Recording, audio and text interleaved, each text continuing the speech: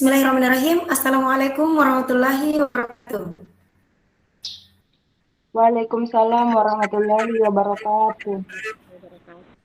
Ya baik, alhamdulillahirrahmanirrahim. Puji syukur kita panjatkan kehadirat Allah Subhanahu wa taala karena pada hari ini kita diberikan nikmat berupa kesehatan dan kesempatan sehingga bertemu kembali dalam bentuk virtual untuk menghadiri dan mengikuti pembelajaran pendidikan agama Islam, yaitu pembahasan kompetensi dasar 3.3 dan 3.4. Baik, sebelum kita mulai, marilah kita berdoa sebelum belajar. Berdoa dimulai.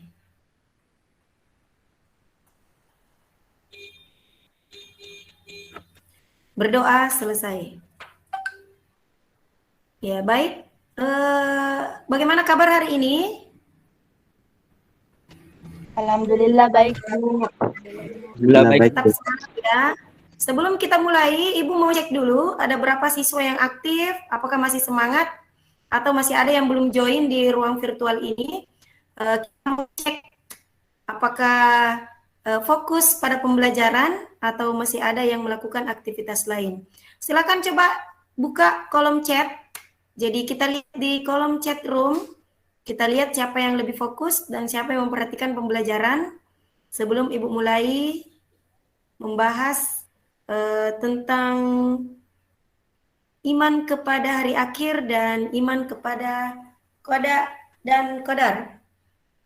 Coba silahkan berlomba untuk mengetik di kolom chat kompetensi dasar berapa yang akan kita pelajari hari ini. Iman kepada hari akhir dan iman kepada qada dan qadar. Kompetensi dasar berapa? Silahkan. Ada Anissa,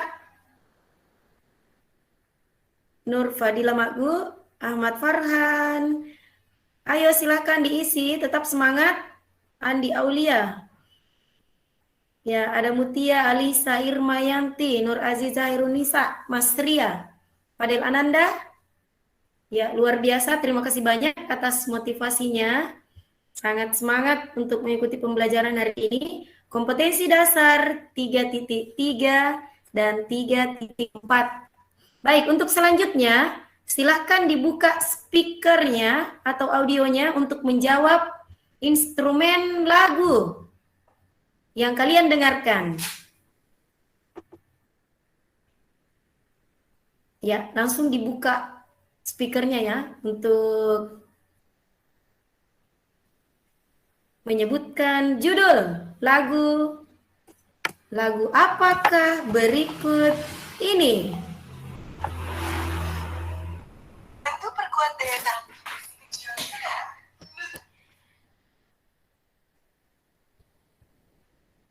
Ya, masih sibuk ya, masih ada yang mengetik kompetensi dasar. Ya, kita tutup ya untuk kompetensi dasar. Jadi sudah ada jawaban tadi, kompetensi dasar 3.3 dan kompetensi dasar 3.4. Selanjutnya.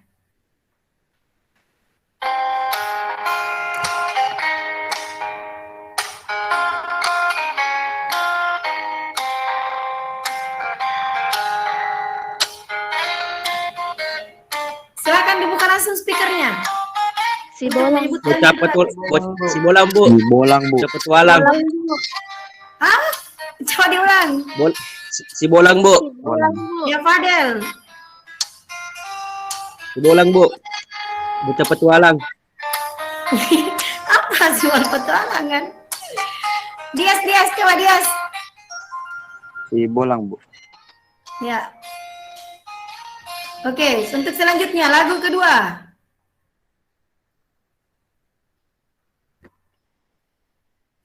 Sekarang untuk lagu kedua kita lihat di kolom chat.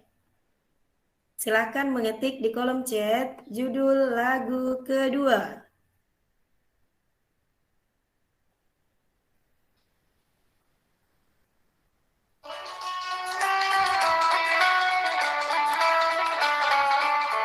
Ya, ayo.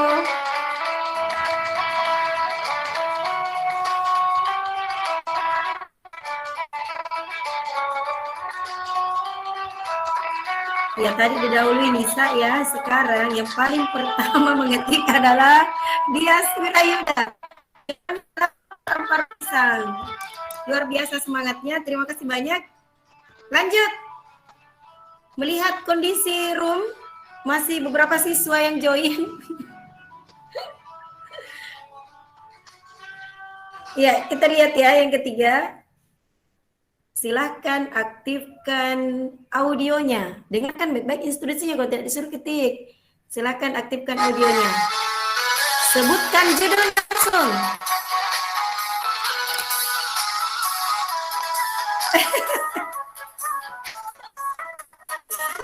Aku tahu.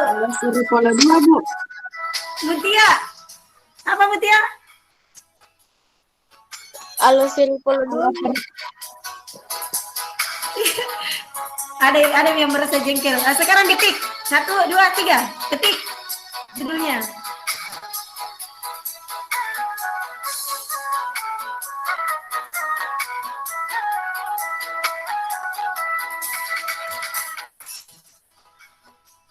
Ya, sekarang kita ketik judul lagu tadi.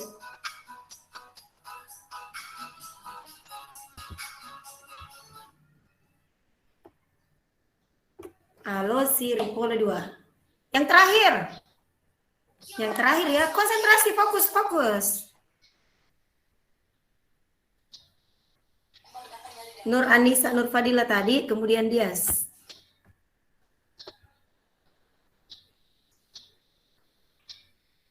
Ya, yang terakhir ya, diketik langsung.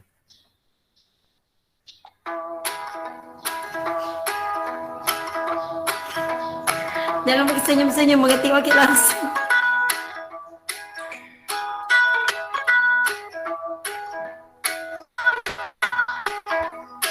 Fadel. Masa judulnya itu Fadel? Judulnya itu.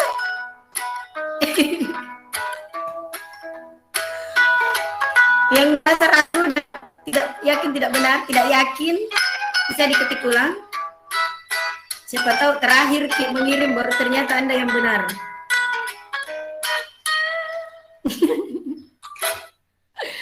Oke, terima kasih banyak. Jadi luar biasa. Unyil. Kenapa Anda menjawab laptop si Unyil? Ya baik, terima kasih banyak atas partisipasinya, luar biasa semangatnya untuk mengikuti pembelajaran pendidikan agama Islam.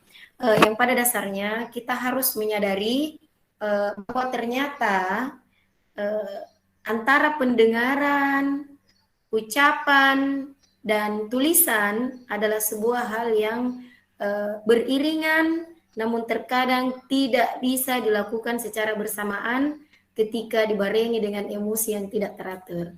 Bahkan tadi ketika mengetik diberikan kesempatan untuk mengetik dan mengeluarkan inspirasinya, mengeluarkan beberapa pendapat dan tanggapannya, semua punya kesempatan, gitu. Semua punya kesempatan ketika hal itu diketik. Namun pada saat Ibu berikan kesempatan hanya mampu membuka speaker atau audio saja, bahkan ada yang merasa jengkel. Ya kan, kita kan dalam bentuk virtual. Pada saat bentuk virtual, satu mengeluarkan suara, satunya tidak. Siapa yang cepat, yang keduanya tidak. Bahkan kita mau berbicara, tetapi tidak bisa. Begitulah kondisi yang ada sekarang. Begitulah kondisi kita. Ketika ada suatu hal yang ingin diinspirasikan, hal yang ingin disebutkan, diucapkan, namun terkadang sulit diucapkan disebabkan karena adanya orang lain atau pihak lain yang lebih duluan atau bahkan tidak memberi kesempatan, sehingga setiap orang terkadang salah paham. Bahkan situasi seperti itu menggugurkan yang namanya musyawarah seperti itu. Bahkan ada hal-hal yang kecil, dianggap kecil, namun ternyata membutuhkan penalaran dan akhirnya menimbulkan pertengkaran dan perkelahian ketika tidak menggunakan akal pikiran yang baik. Ketika Ibu persilakan kembali menulis, semua punya kesempatan yang sama. Artinya apa? Tempatkanlah diri pada posisi yang sebenarnya. Tempatkanlah diri kita kalau memang ada hal-hal yang perlu dibicarakan dan wajib atau bahkan kita terdesak untuk melakukan itu, ya silakan. Namun ketika hal yang tidak penting dan tidak perlu, kemudian ada orang lain yang ini, tetap perhatikan kondisi, sabar menanggapi persoalan, dan akhirnya bisa tertangani dengan baik.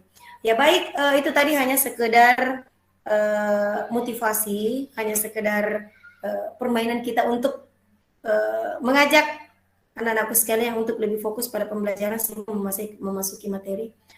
Insya Allah kita akan membahas 4 tema. Yang pertama kaitan antara beriman kepada hari akhir dengan perilaku jujur, kemudian bertanggung jawab, dan adil. Jadi kita akan berdiskusi terkait dengan kaitan antara beriman kepada hari akhir dengan beberapa contoh perilaku yang Ibu bacakan tadi. Kemudian yang kedua, dari kelompok 6, perilaku dan makna, pengertian dan makna daripada qada dan qadar. Kemudian kewajiban beriman kepada qada dan qadar, dan kaitan antara beriman kepada qada dan qadar dengan perilaku optimis, berikhtiar, dan bertawakal. Ya, untuk menggunakan waktu mungkin kita langsung persilahkan kepada kelompok 5 untuk mempresentasikan terkait antara beriman kepada hari akhir, kaitannya dengan perilaku jujur, tanggung jawab, dan adil. Dengan ini saya persilahkan kepada koordinator daripada kelompok 5 untuk share screen materi yang akan dipresentasikan dan mulai mempresentasikannya. Silakan.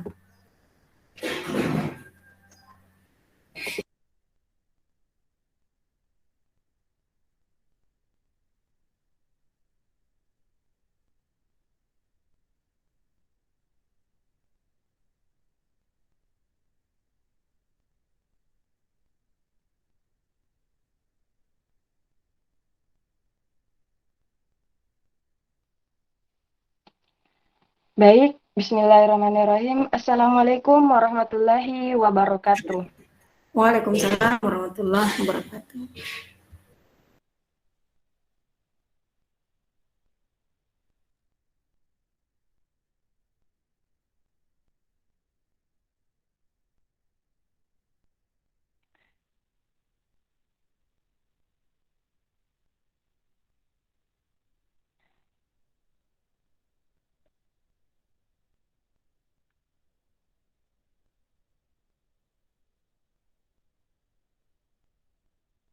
Sebelumnya,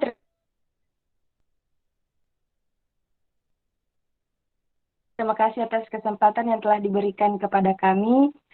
Pertama-tama, marilah kita panjatkan puja dan puji syukur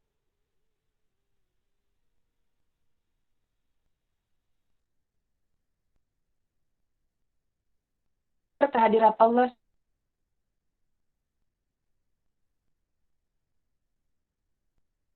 Subhanahu wa Ta'ala yang sampai saat ini kita masih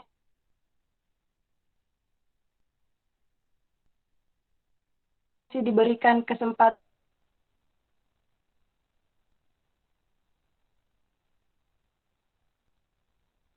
untuk bertatap maya di room Google pada pagi hari. Aturkan sholawat dan taslim kepada junjungan Nabi besar kita,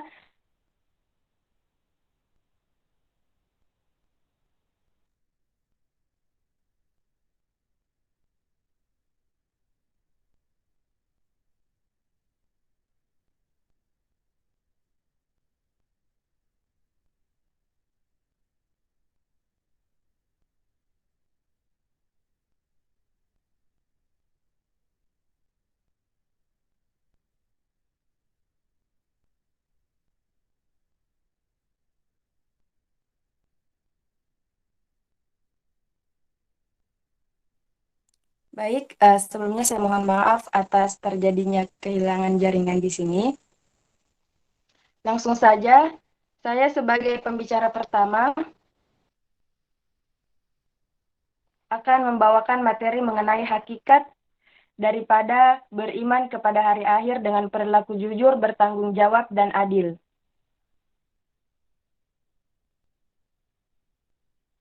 Iman kepada hari akhir merupakan rukun iman yang kelima yang harus diyakini oleh setiap umat Islam. Segala perbuatan yang dilakukan oleh setiap manusia, baik maupun buruk, akan dipertanggungjawabkan di akhirat kelak. Oleh sebab itu, keimanan kepada hari akhir hendaknya dijadikan landasan utama untuk menyadarkan diri agar selalu taat kepada ajaran Allah Subhanahu wa Ta'ala.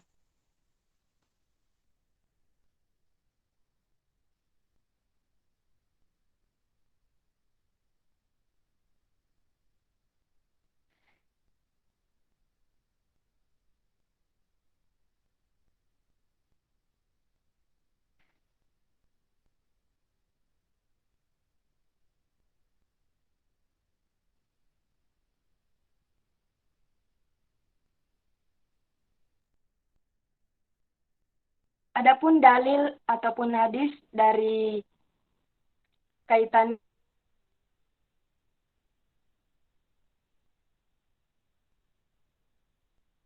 beriman kepada hari akhir,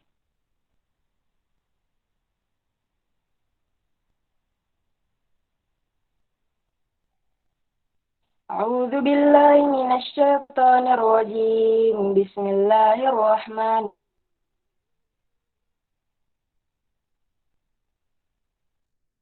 Wa kutubihi wa rusulihi wal yaumil akhiri wa tu'minuna bil qadari khairihi wa syarrihi. Rawahu Muslim.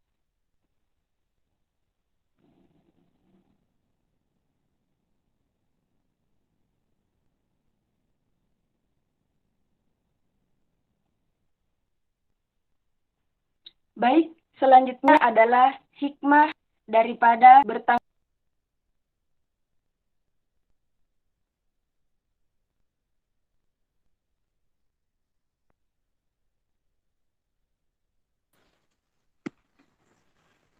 Terima kasih dari moderator. Selanjutnya hikmah. Yang pertama, muncul rasa kebencian yang dalam kepada kemaksiatan dan kebejatan moral yang mengakibatkan murka Allah Subhanahu wa taala di dunia dan di akhirat. Nah, hikmah yang kedua itu menyejukkan dan mengembirakan hati orang-orang mukmin dengan segala kenikmatan akhirat yang sama sekali tidak dirasakan di alam dunia ini. Nah, selanjutnya senantiasa tertanam kecintaan dan ketaatan terhadap Allah Subhanahu wa taala dengan mengharapkan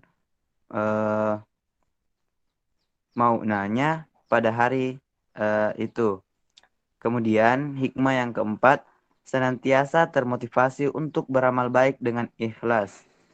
Selanjutnya, senantiasa menghindari niat-niat yang buruk apalagi melaksanakannya. Hikmah yang terakhir yaitu menjauhkan diri dari asumsi-asumsi yang mengkiaskan apa yang ada di dunia ini dengan apa yang ada di akhirat. Terima kasih. Baik, terima kasih kepada Saudara Dias Wirayuda yang telah membawakan hikmah dari kaitan antara beriman kepada hari akhir dengan perilaku jujur, bertanggung jawab, dan adil. Nah,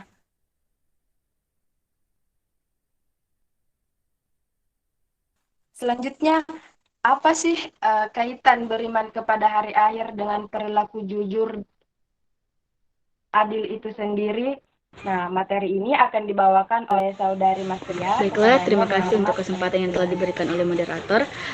Di sini saya akan membahas apa sih kaitan antara beriman kepada hari akhir dengan perilaku jujur, bertanggung jawab, dan adil.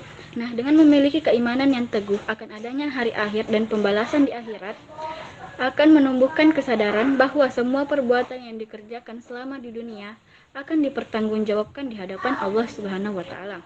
Untuk itu, segala sikap dan perilaku kita harus selaras dengan tuntunan agama, menyadari bahwa manusia itu sangat kecil di hadapan kebesaran Allah Subhanahu wa Ta'ala, sehingga diharapkan dapat menghilangkan sikap takabur dan sombong dalam dirinya.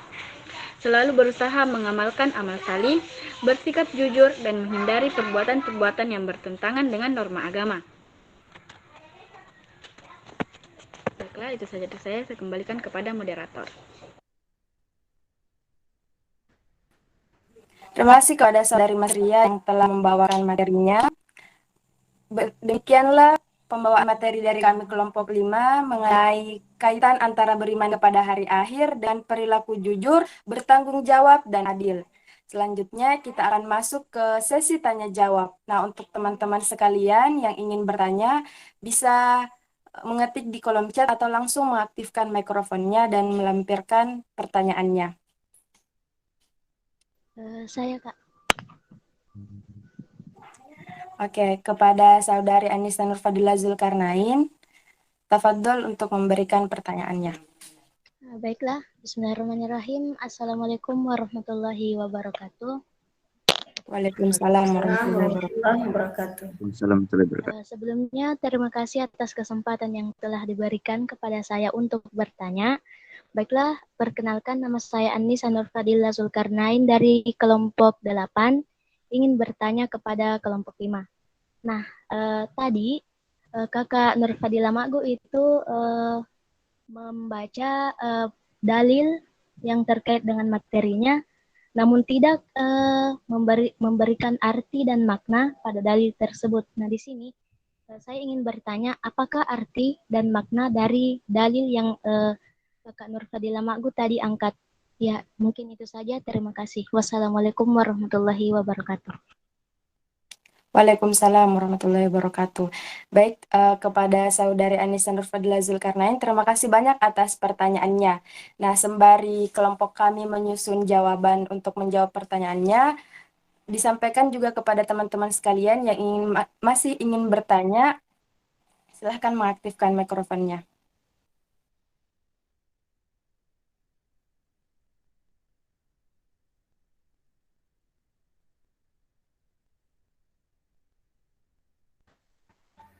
Ya, kalau tidak ada tidak jadi masalah, satu saja.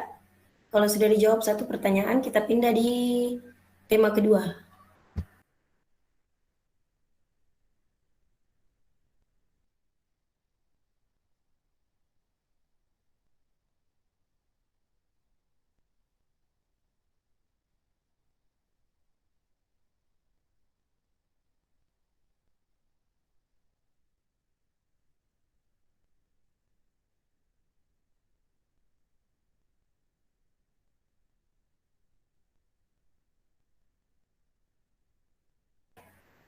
Ya, sambil menunggu kelompok 5 untuk memaparkan arti dari dalil tadi, silakan persiapkan diri untuk kelompok 6, pengertian dan makna kodak dan kodar.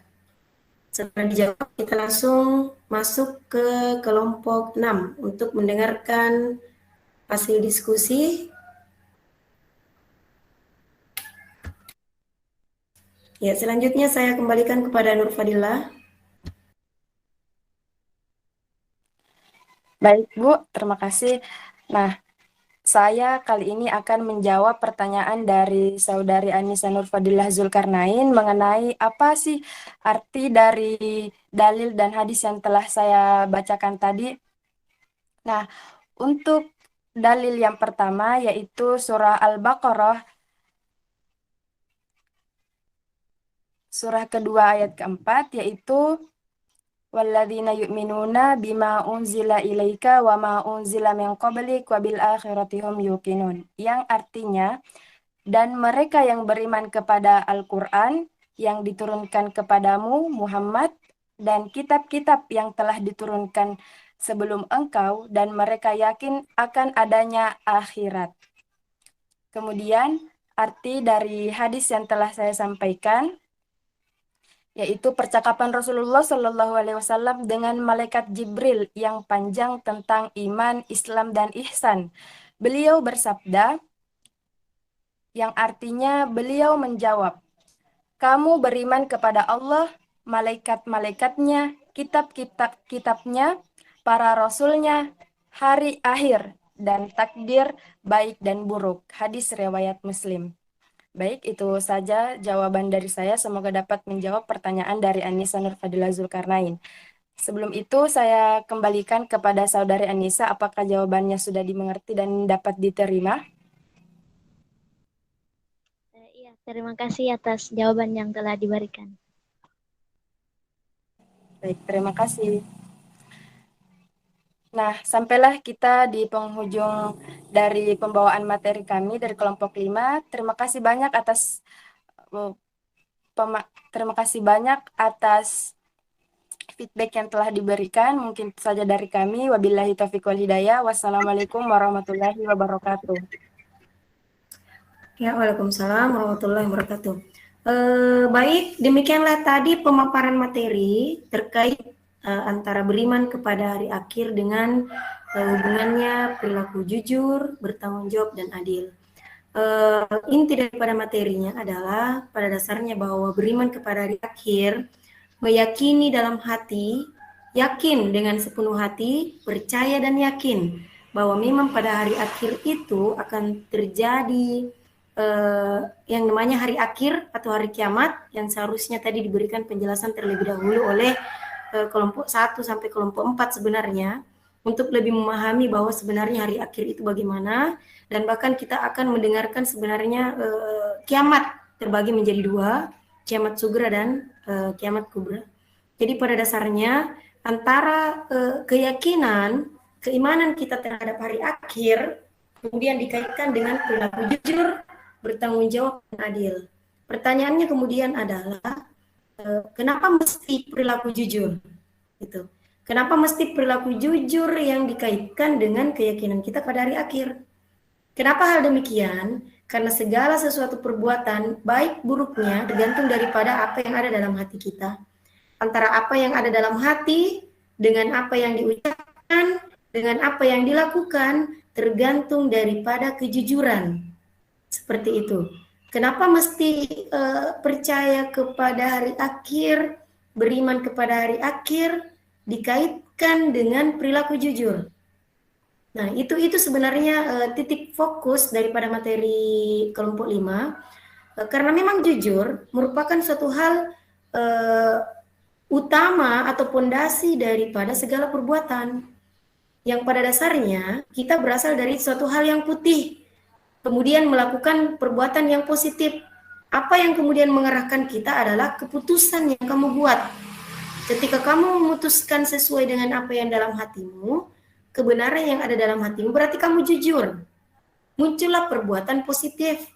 Tapi ketika kamu mengetahui apa yang dalam hati bahwa perbuatan itu salah, namun kemudian muncul muncul perilaku atau perbuatan yang ditimbulkan atau ucapan yang salah, tidak sesuai dengan hati, berarti tidak jujur. Gitu. Maksudnya seperti ini. Jujur adalah pondasi utama munculnya perbuatan, apakah itu baik atau buruk. Gitu. Kenapa mesti dikaitkan dengan hari akhir? Karena memang pada hari akhir adalah hari-hari di mana adanya susunan peristiwa, mulai dari yaumul barsah, yaumul ba'as, yaumul ba'at, sampai kepada pembalasan. Gitu, yaumul hisab. Ketika tidak sesuai dengan apa yang dalam hati, dengan segala perbuatan, dengan segala ucapan, berarti tidak jujur. Gitu. Munculnya sebuah perilaku, baik buruknya sebuah perilaku itu tergantung daripada apakah sama dengan yang kamu bayangkan, yang kamu pikirkan dalam hati, di otak kalian, dengan apa yang dikeluarkan dalam bentuk perbuatan atau perkataan. Pasti seperti itu. Kita tahu dalam hati bahwa apa yang kita lakukan ini salah. Mangganya orang mau dicuri, ya, mangganya orang mau dicuri. Dalam hati tahu bahwa itu salah karena mencuri. Tapi kenapa kemudian dia melakukan perbuatan yang salah padahal dia tahu? Karena tidak jujur. Gitu. Ketidaksesuaian antara apa yang di dalam hati, pikiran, dengan apa yang dikeluarkan dalam bentuk perbuatan ataupun perkataan, ya. Kalau dengan fi'il, apa yang dikatakan dengan apa yang dilakukan tidak sesuai dengan apa yang dalam hati, berarti terkait dengan kejujuran, jujur atau tidak, gitu. Kenapa mesti hari akhir, Bu, dikaitkan? Ya memang karena hari akhir disitulah puncaknya semuanya. Yaumul barsa, yaumul ba'at, yaumul hisab, dihitung di situ amal perbuatan kita. Kemudian yang kedua, bertanggung jawab. Kenapa mesti bertanggung jawab? Apapun yang kamu lakukan bertentangan atau sesuai daripada apa yang dalam hati, tergantung daripada tanggung jawab kamu. Kalau misalnya kalian sesuaikan antara hati dengan perbuatan, berarti kamu adalah orang yang bertanggung jawab. Kenapa mesti ada jujur dengan tanggung jawab, Ibu? Ya karena memang tolak ukur dan indikator untuk mengetahui perbuatan orang baik buruknya itu adalah jujur dengan tanggung jawab kalian. Kenapa mesti adil? Ya di sinilah dilihat. Adilnya di sini letaknya adalah di pembalasan. Hari akhir adalah sebuah keadilan. Yaumul ba'as, kemudian yaumul mizan ditimbang, kemudian yaumul hisab dihitung. Allah akan membalas sesuai dengan apa yang kamu lakukan. Gitu. Ini poin daripada kelompok 5. Jadi sangat inspiratif sebenarnya. Tertarik, sangat menarik dengan apa yang dipaparkan daripada kelompok 5 tadi. Dan sangat benar. Semua yang dipaparkan itu adalah sebuah yang benar. Semua yang dipaparkan sangat menarik dan sangat komplit untuk memenuhi poin daripada yang kelima ini. Saya hanya menggambarkan secara detail. Saya hanya memberikan sedikit pemahaman yang pada dasarnya semua ada tertuang daripada PowerPoint yang dibuat oleh kelompok 5 tadi. Jadi terima kasih banyak untuk kelompok 5. Sekali lagi ya plus untuk kelompok 5 atas segala kerjasamanya, atas segala apa yang dilakukan. Kemudian kita pindah ke kelompok 6, pengertian dan makna dari qada dan qadar. Saya persilakan kepada koordinator kelompok 6 untuk share screen materi. Silakan untuk melakukan presentasi.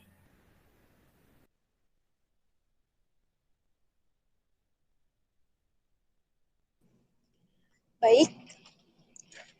Bismillahirrahmanirrahim. Assalamualaikum warahmatullahi wabarakatuh. Perkenalkan, kami dari kelompok 6 dari kelas Mia Albiruni akan mempresentasikan hasil kerja kelompok kami tentang materi beriman kepada qada dan qadar. Sebelumnya, saya akan memperkenalkan diri saya dan teman kelompok saya. Perkenalkan, nama saya Andi Olinur Fajri, nomor urut 1, pembicara pertama. Dan teman kelompok saya Ahmad Farhan Firman, nomor urut 3 dan pembicara kedua. Langsung saja saya berikan untuk pengertian qada dan qadar, saya berikan kepada Ahmad Farhan Firman. Kepadanya dipersilahkan. Baiklah, terima kasih atas kesempatan yang diberikan. Kali ini saya akan membacakan pengertian qada dan qadar. Nah, qada adalah ketetapan yang telah ditentukan oleh Allah Subhanahu wa taala bagi makhluknya yang tidak dapat diubah atau tidak dapat ditunda. Qadar adalah ketetapan yang telah ditentukan oleh Allah Subhanahu wa taala terhadap semua makhluknya yang dapat diubah dengan usaha manusia atau ikhtiar. Saya kembalikan ke Andi Aulianur Fajri. Baik, terima kasih atas pemaparan dari Ahmad Farhan Firman. Selanjutnya saya akan menjelaskan tentang pengertian qada serta maknanya. Meskipun namanya terdengar mirip, tetapi qada dan qadar mempunyai arti yang berbeda. Mengutip dari edaran beriman kepada qada dan qadar yang diterbitkan oleh Kementerian Agama, secara harfiah, qada berarti ketetapan, ketentuan, ukuran, atau takaran. Qada dapat dimaknai sebagai suratan takdir seseorang yang sudah ditetapkan oleh Allah Subhanahu wa taala, bahkan sebelum ia menciptakan alam semesta beserta isinya. Qada telah ditulis di Laul Al-Mahfuz sejak zaman azali seperti tertuang dalam surah Al-Hadid ayat 22 yang artinya, tiadalah sesuatu bencana yang menimpa bumi dan pada dirimu sekalian, melainkan sudah tersurat dalam kitab Laul Al-Mahfuz dahulu sebelum kejadiannya. Quran Surah Al-Hadid, surah ke-57 ayat 22. Allah Subhanahu wa taala juga telah memerintahkan umatnya untuk mempercayai qada dalam Quran Surah Al-Baqarah ayat 210 yang berbunyi, hal yanzuruna illa ayyatiyahumullahu fi sulalim minal gamami wal malaikatu wa qudiyal amr wa ilaihi turja'ul umur, yang artinya tidak ada yang mereka tunggu-tunggu kecuali datangnya azab Allah bersama malaikat dalam naungan awan, sedangkan perkara mereka telah diputuskan, dan kepada Allah lah segala perkara dikembalikan.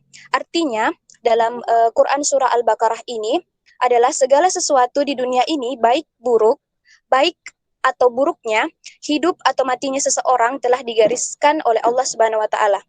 Selanjutnya, saya berikan kepada Ahmad Farhan Firman.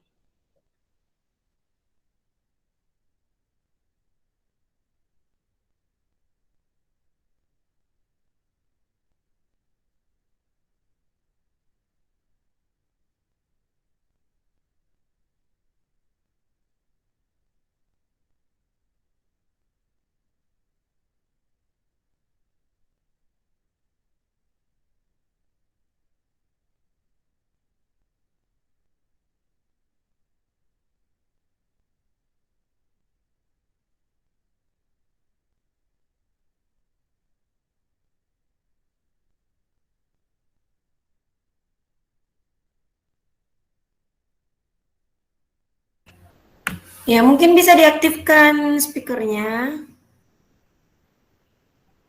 Hakikatnya, qada dan qadar tak dapat dipisahkan. Qada adalah rencana, sementara qadar adalah perwujudan dari rencana yang sudah ditetapkan oleh Allah Subhanahu wa taala. Hal ini seperti tertuang dalam Al-Qur'an surah Al-Hijr ayat 21 yang berbunyi wa immim syai'in illa indana qaza inuhu wa ma nunazziluhu illa biqadarin maklum, yang artinya dan tidak ada sesuatu pun melainkan pada sisi kamulah khazanahnya, dan kami tidak menurunkannya melainkan dengan ukuran tertentu. Quran Surah Al-Hijr ayat 21. Setiap manusia tak dapat mengelak dari suratan takdir yang telah digariskan oleh Allah Subhanahu wa taala. Sebab ketetapan Allah Subhanahu wa taala bersifat kudra dan qadirun, yang artinya yang maha kuasa. Namun demikian, takdir ada yang bisa diubah dan ada yang tidak.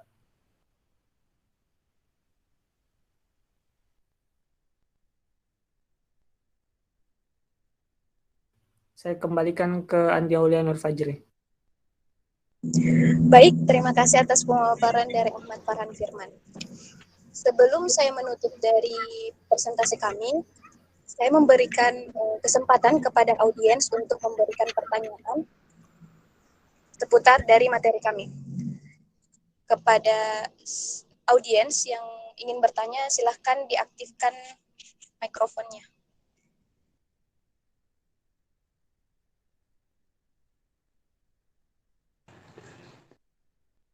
Mungkin saya bisa bertanya, moderator. Baik, terima kasih. Kepada Dias Wirayuda, dipersilahkan. Oke, terima kasih. Jadi pertanyaan saya, menurut pemahaman Anda, bagaimana pemahaman yang benar untuk kita memahami qada dan qadar? Terima kasih. Terima kasih atas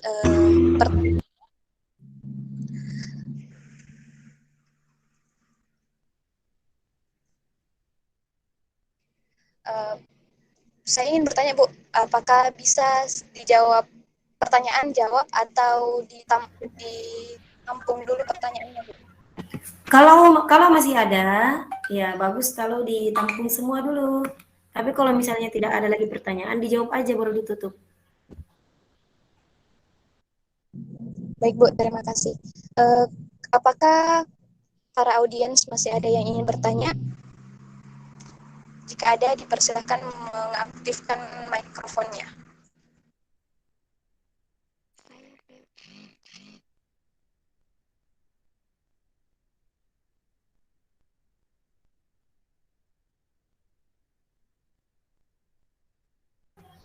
Ya, cukup satu saja. Kemudian kita jawab. Nah, kita lanjut ke kelompok 8. Baik, Bu.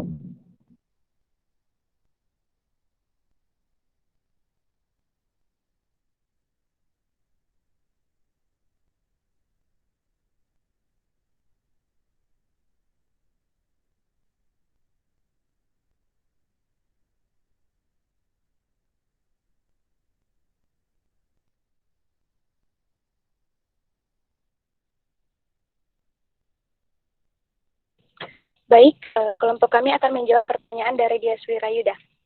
Kepada Ahmad Farhan Firman, dipersilahkan. Baiklah, saya akan menjawab pertanyaan dari saudara Dias Wirayuda, yaitu bagaimana pemahaman yang benar dalam memahami qada dan qadar. Nah, menurut saya yaitu dengan mengikuti pemahaman Ahlus Sunnah wal Jamaah, yaitu Allah telah menentukan segala sesuatu, tetapi manusia juga punya andil kuasa dalam perbuatan yang ia lakukan. Sehingga terkadang timbul sesuatu yang disebut kasab, yaitu perbuatan manusia dan kehendak Allah berjalan beriringan. Nah, mungkin itu dari saya kembalikan ke moderator.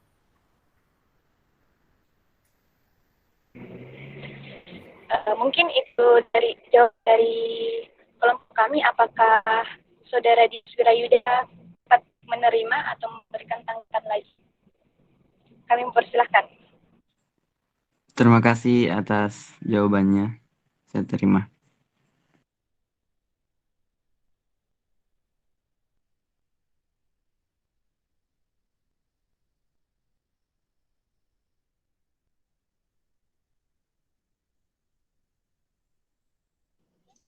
Baik, terima kasih.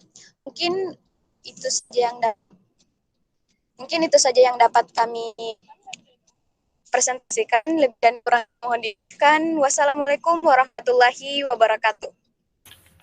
Ya, Waalaikumsalam warahmatullahi wabarakatuh.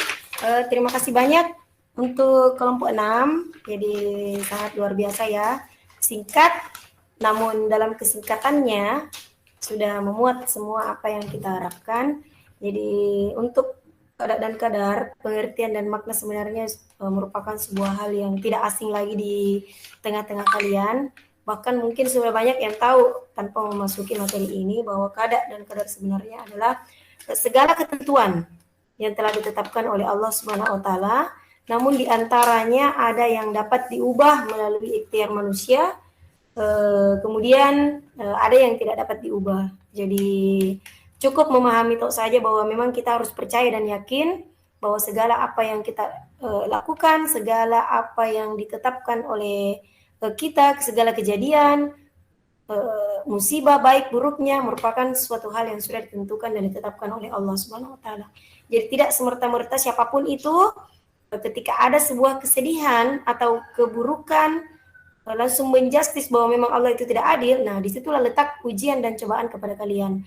Tetap sabar menghadapi, tetap menganggap bahwa memang apa yang terjadi pada diri kita, apa yang terjadi di tengah-tengah keluarga kita merupakan sebuah ketentuan dan ketetapan dari Allah Subhanahu wa taala. Seperti itu.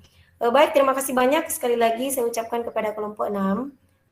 Luar biasa ya, materinya sudah sangat baik. Tinggal mungkin semoga kelompok 8, 10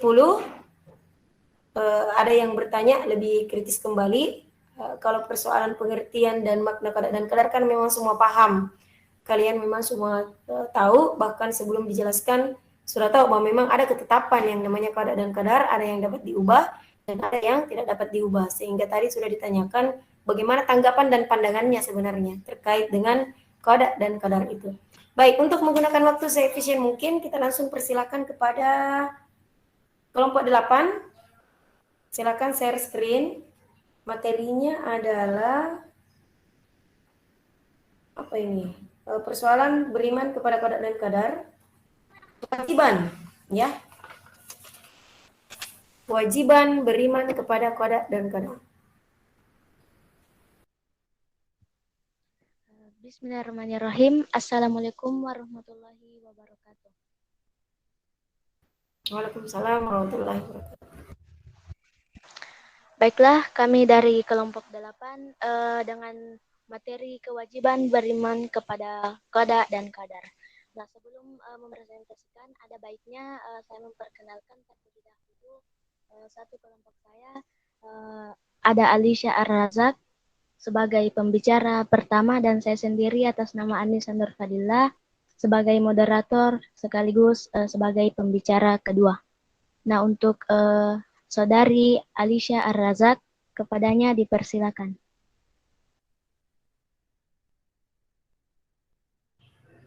Baik, terima kasih atas kesempatan yang diberikan oleh moderator. Kewajiban beriman kepada qada dan qadar.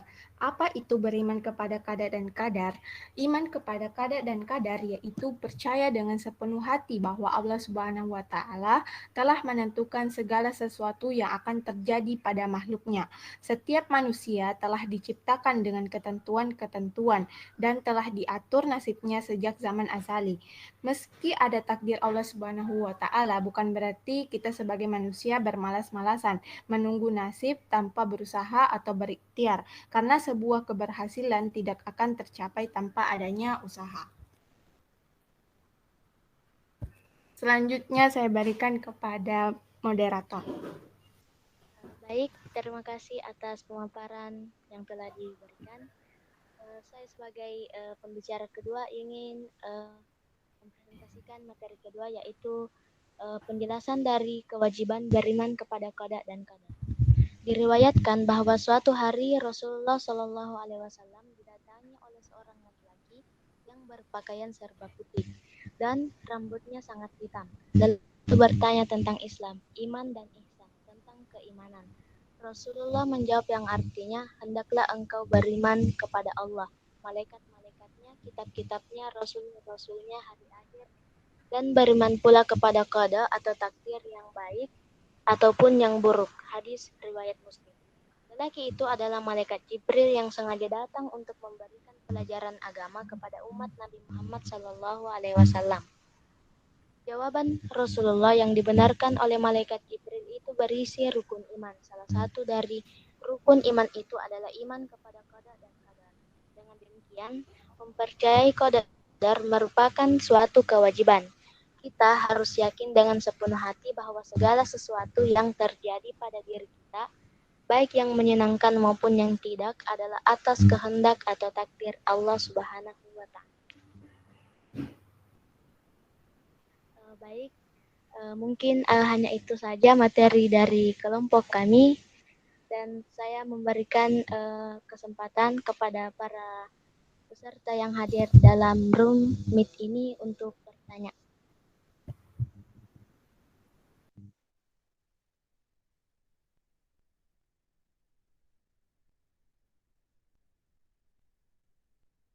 Saya mau bertanya, bisa?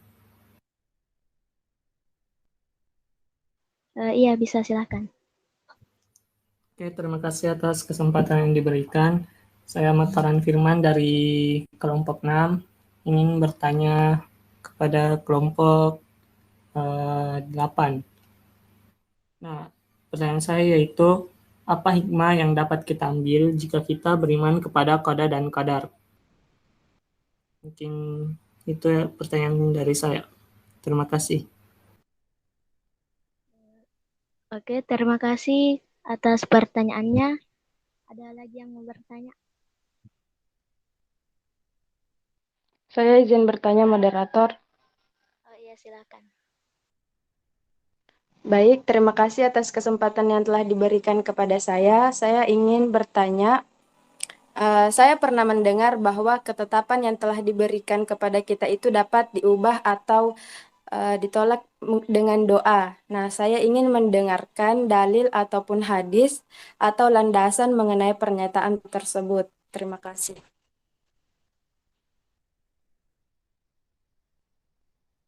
Baiklah, terima kasih atas pertanyaannya. Ada lagi yang mau bertanya?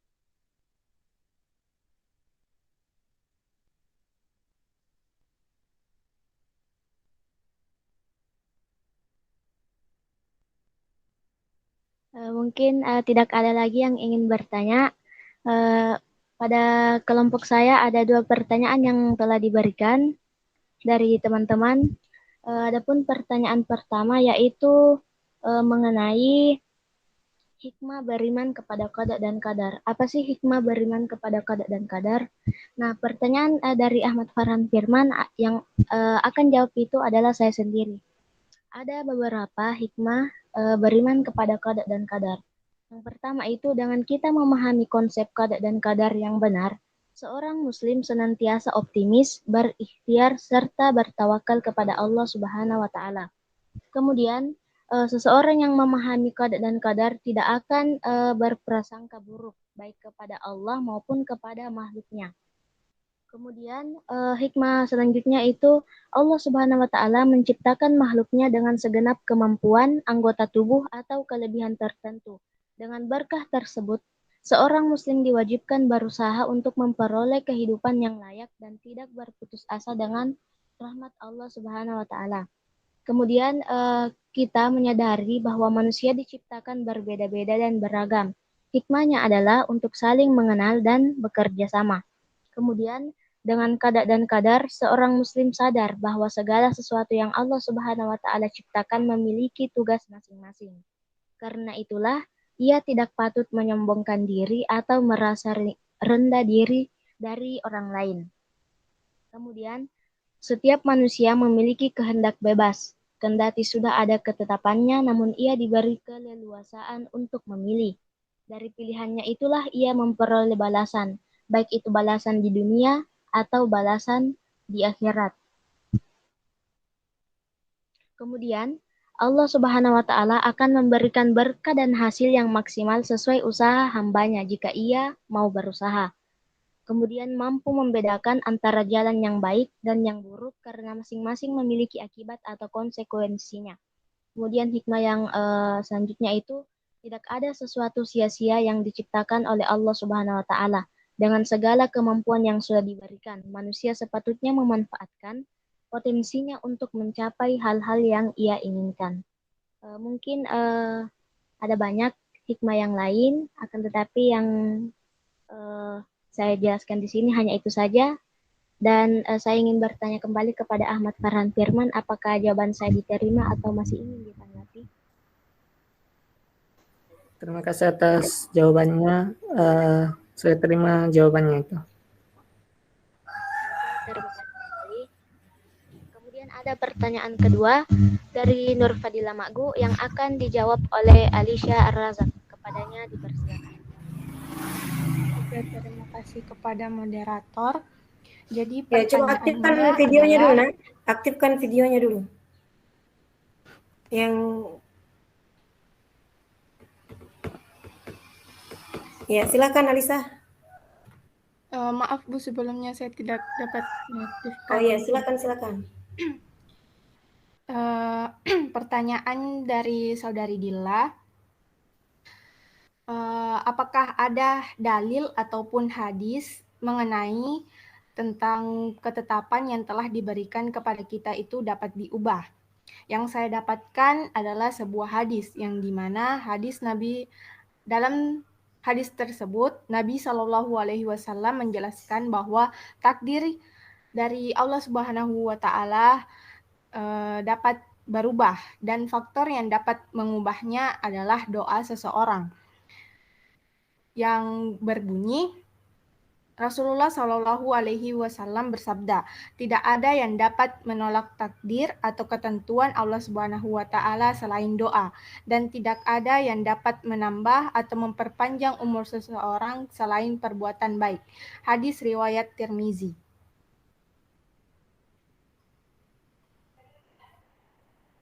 Saya kembalikan ke moderator. Baiklah, itulah jawaban dari pertanyaan Saudari Nur Fadila Makgu.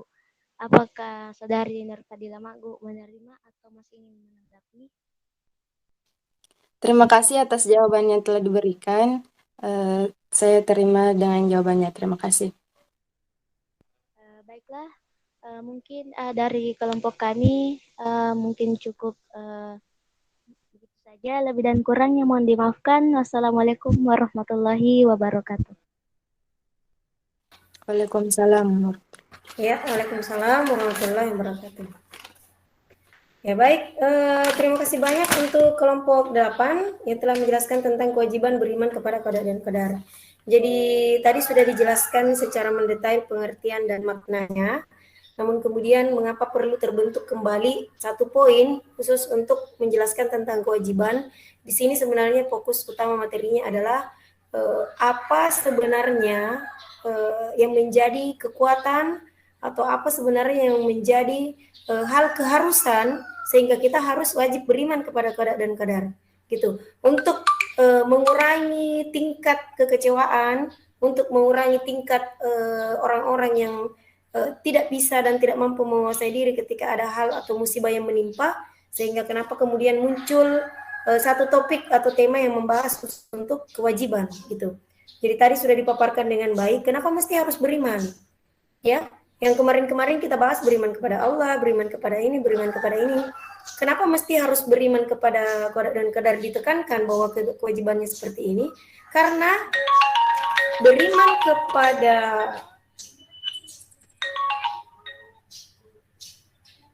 kepada Allah, beriman kepada Rasul, beriman kepada kitab-kitab dan seterusnya itu merupakan suatu hal kewajiban yang sudah pasti dan semua orang sudah tahu bahwa memang kita wajib untuk itu.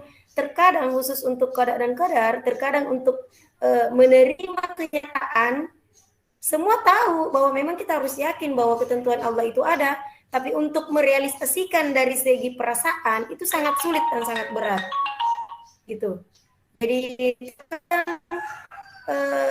kita paham bahwa memang rukun iman itu ada 6. Terkadang kita tahu bahwa memang itu adalah salah satu hal, ke-6 poin itu merupakan suatu kewajiban. Namun untuk iman kepada qada dan qadar itu sulit. Bahkan di antara mereka bahkan tidak paham. Bahkan ada yang menjustis bahwa Allah itu tidak adil ketika terjadi hal yang menimpanya. Bahkan tidak sabar.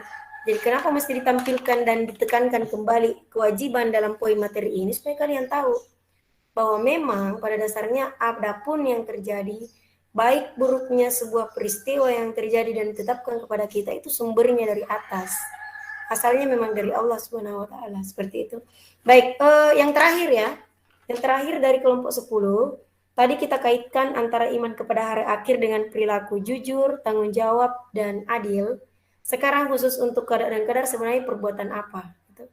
Perbuatan apa dikaitkan antara qada dan qadar itu? Di sini ada 3. Ada optimis, ikhtiar, dan bertawakal. Kita akan mendengarkan kaitan antara qada dan qadar dengan ketiga contoh perilaku ini sebenarnya di mana letak pertemuannya. Sebenarnya di mana letak hubungan antara ketiga perilaku ini dengan iman kepada qada dan qadar. Saya persilakan langsung kepada kelompok 10 untuk mempresentasikan hasil diskusi terkait dengan qada dan qadar, kaitannya dengan optimis, ikhtiar, dan tawakal. Saya persilakan. Baiklah, bismillahirrahmanirrahim. Assalamualaikum warahmatullahi wabarakatuh.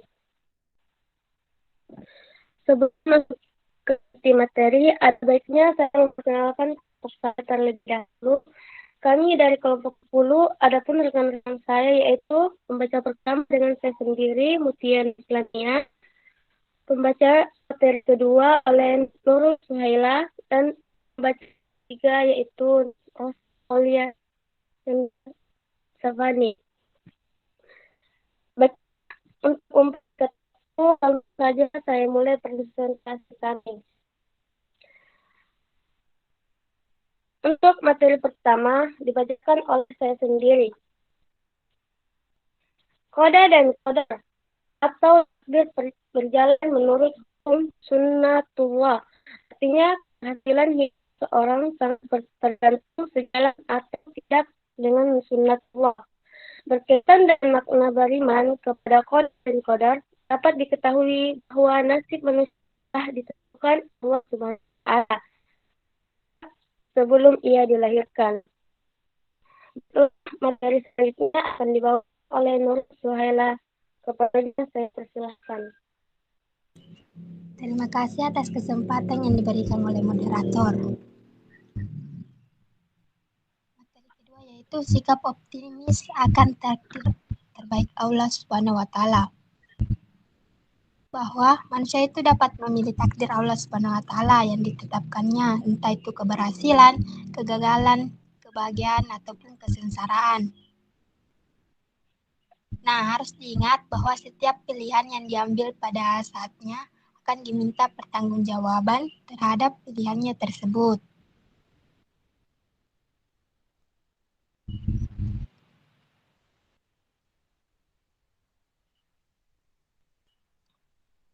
Kedua yaitu ikhtiar.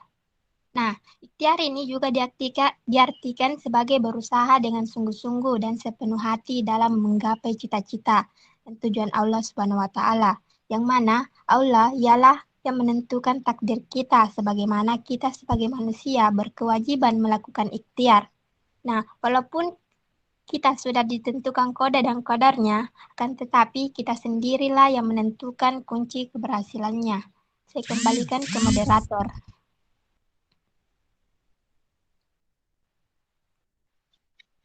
Baiklah, materi selanjutnya akan dibawakan oleh Rosa Aulia Nanda Savani. Padanya saya persilahkan.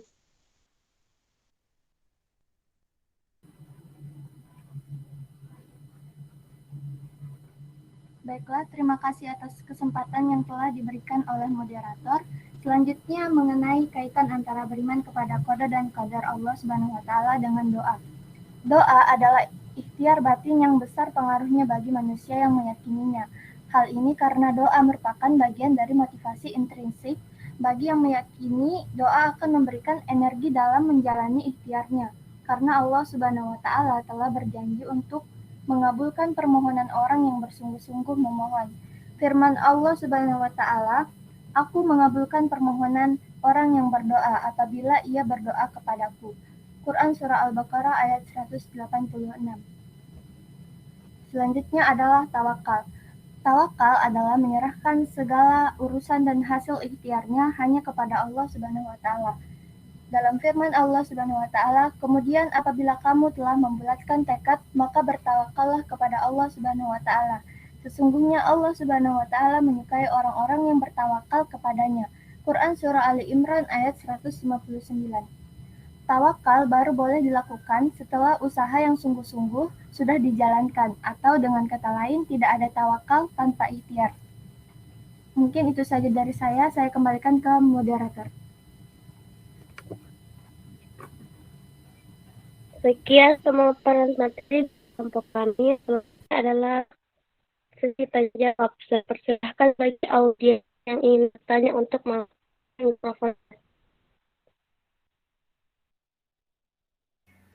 Ya, silakan. Tolong yang bertanya aktifkan audio dengan speaker dengan videonya.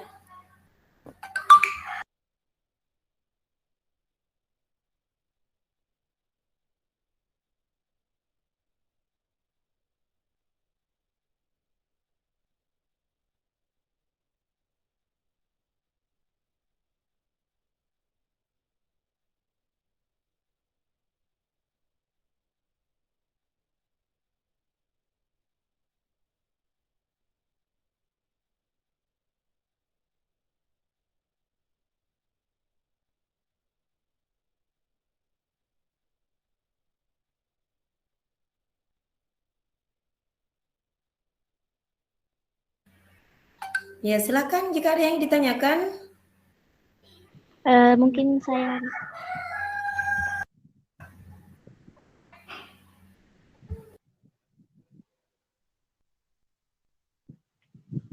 moderator boleh bertanya.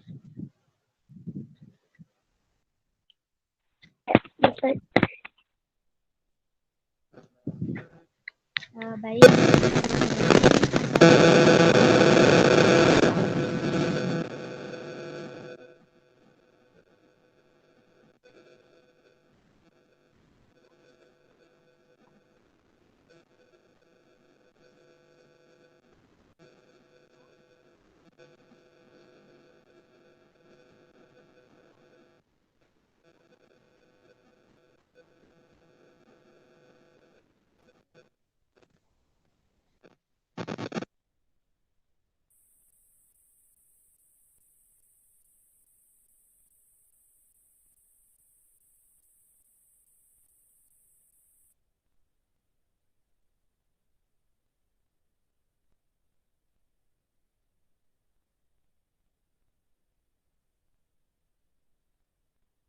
Mungkin jaringannya jelek ya, Anissa. Ya, Ibu. Atau bisa diulang pertanyaannya? Pertanyaannya itu ialah mengapa sikap optimis ini muncul bagi orang yang percaya terhadap qada dan qadar. Itu. Ya, baik, moderator ambil alih dulu.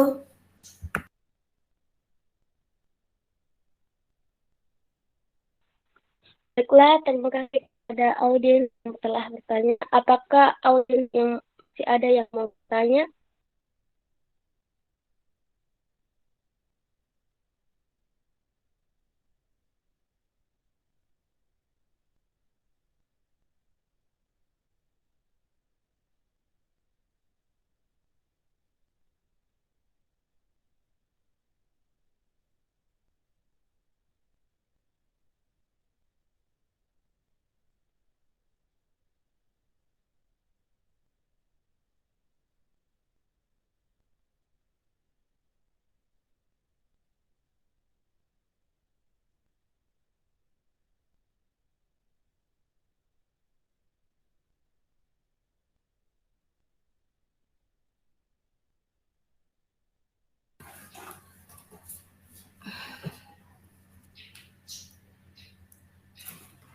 Ya.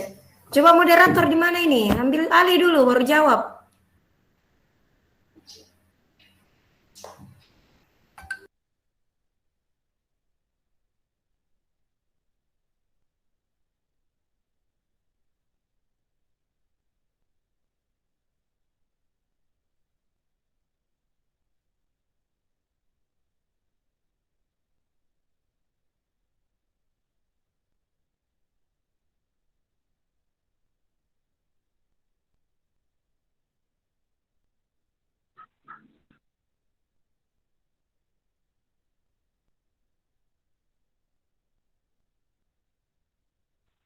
Baiklah, terima kasih atas pertanyaannya. Izinkan kami sejenak untuk berdiskusi mengenai jawaban dari pertanyaan Nisa.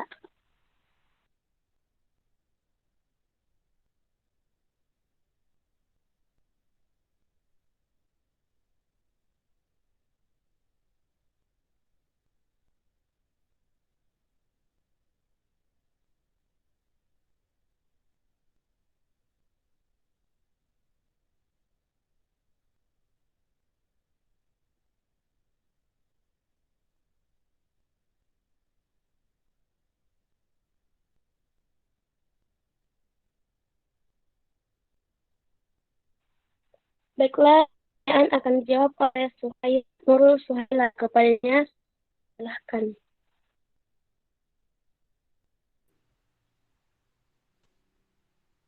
Baiklah, saya akan menjawab pertanyaan dari saudari Anissa Nurfadila Zulkarnain.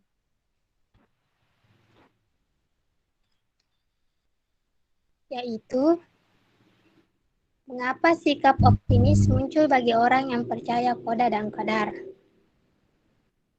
Nah, jawaban saya yaitu orang yang memahami qada dan qadar serta mengimaninya secara benar akan menjadi optimis. Karena ia tahu bahwa dengan usahanya Allah bisa saja merubah nasibnya dari buruk menjadi baik sesuai dengan pesan. Sesungguhnya Allah tidak akan merubah suatu kaum sebelum kaum itu sendiri mengubah apa yang ada di dalam diri mereka. Quran Surah Ar-Ra'd ayat 11.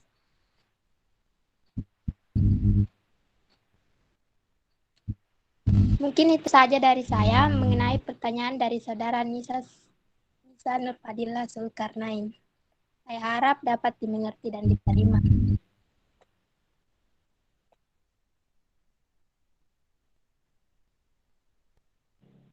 Apakah bisa diterima oleh pertanyaan dari Nurfadila Zulkarnain? Iya, terima kasih atas jawaban yang telah diberikan. Baiklah, terima kasih atas pertanyaan yang telah diberikan. Sebelum tutup, saya akan membacakan simpulan dari presentasi kami. Itu, jika kita percaya akan adanya baik dan buruk, atau sering disebut qada dan qadar, pasti kita akan selalu berpikir optimis terhadap Tuhan Allah. Kita berikhtiar dan tawakal untuk tetap melakukan yang terbaik walaupun takdir kita lain. Sekian presentasi kelompok kami. Jika ada salah kata mohon dimaafkan. Wabillahi taufiq wal hidayah. Wassalamualaikum warahmatullahi wabarakatuh.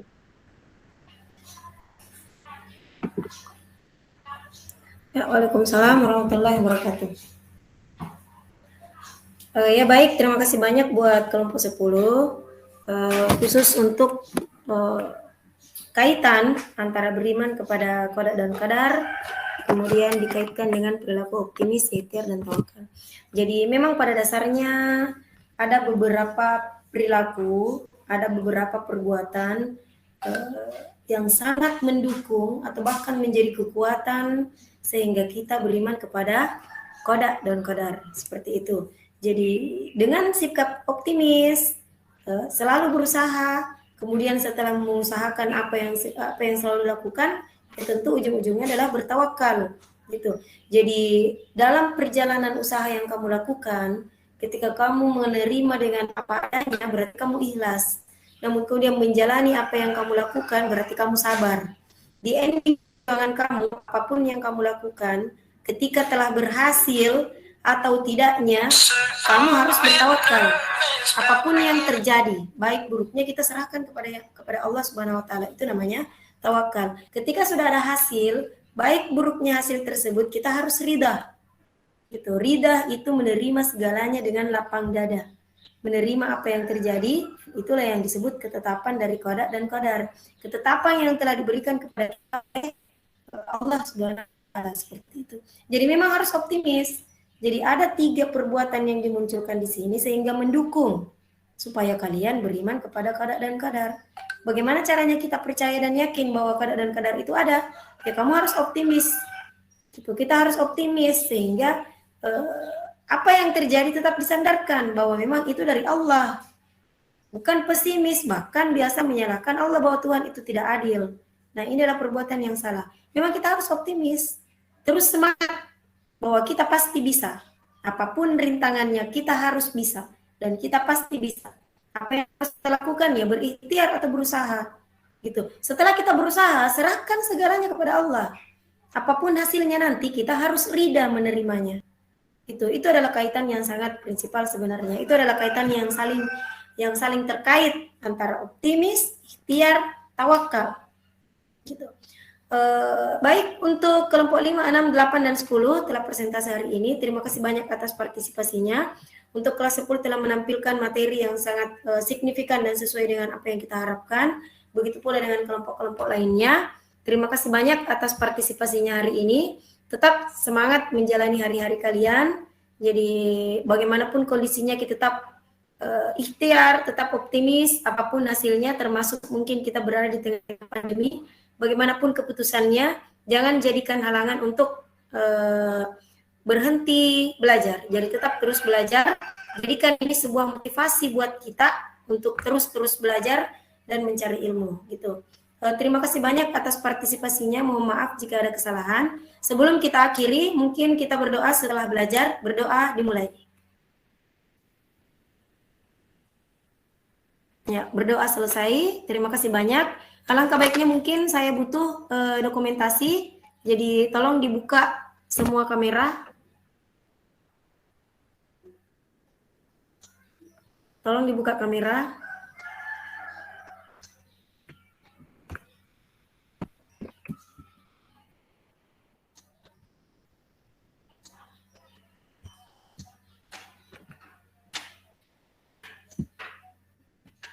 Ya, terima kasih banyak atas partisipasinya. Mohon maaf jika ada kekurangan. Insya Allah untuk yang belum sempat yaitu kelompok 4 ya. Ada kelompok 4 yang belum berpresentasi hari ini. Insya Allah kita layani pekan depan. Jadi yang belum join hari ini karena tidak ada kabar, tidak ada informasi, mohon maaf, sampaikan kepada mereka bahwa sangat sulit untuk menyusun kembali jadwal buat mereka yang tidak ada konfirmasi. Jadi pekan depan kita terima kelompok 4, jadi selebihnya silakan mereka berpikir sendiri apa yang harus mereka lakukan dulu. Jadi nanti kita fasilitasi setelah ada pertimbangan dari wali kelas dan guru BK. Terima kasih banyak atas partisipasinya. Wabillahi taufiq wal hidayah. Wassalamualaikum warahmatullahi wabarakatuh. Waalaikumsalam warahmatullahi wabarakatuh. Terima kasih, Bu. Terima kasih, Bu. Ya, sama-sama, silakan Lip, dan mungkin masih ada waktu istirahat ya.